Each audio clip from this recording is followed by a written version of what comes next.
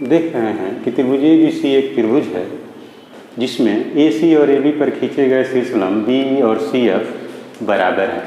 तो ये सिद्ध करना है कि त्रिभुज ABE और त्रिभुज ACF समरूप होंगे और तब दिखाना है कि AB भुजा AC के बराबर होगा और यह त्रिभुज समद्विबाहु होगा।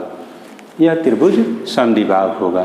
तो सबसे पहले हम ये दिखा दें कि त्रिभुज ABE और त्रिभुज ACF में क्या मिलेगा।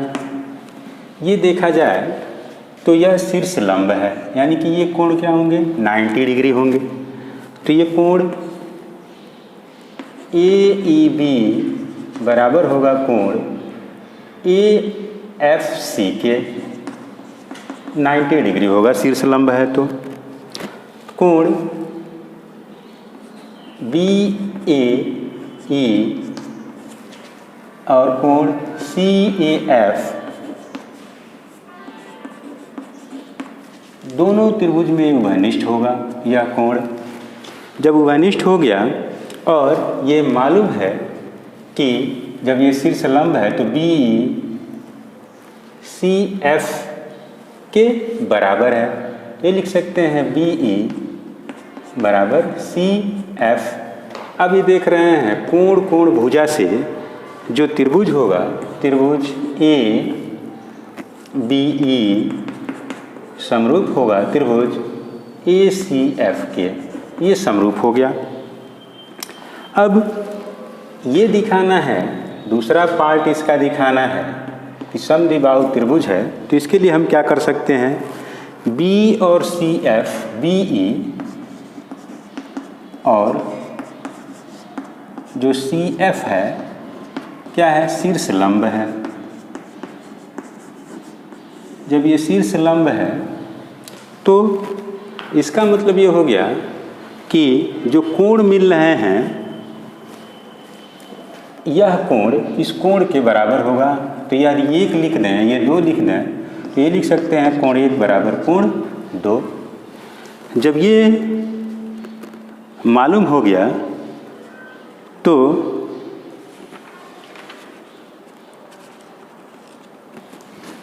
त्रिभुज BFC और त्रिभुज CEB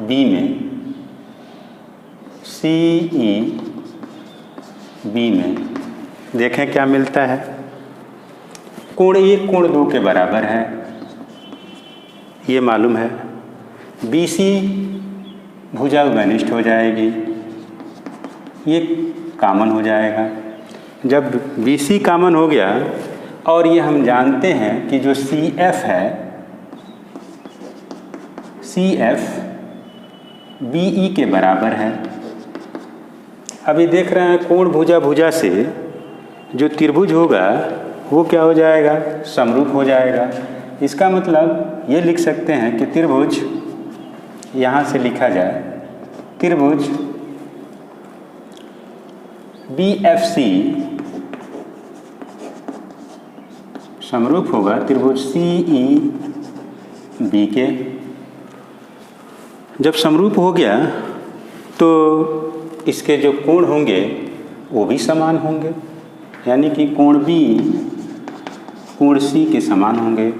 जब कोण B कोण C के समान हो गया, इसका मतलब AB जो होगा वो AC के बराबर होगा, क्योंकि समान कोण के समान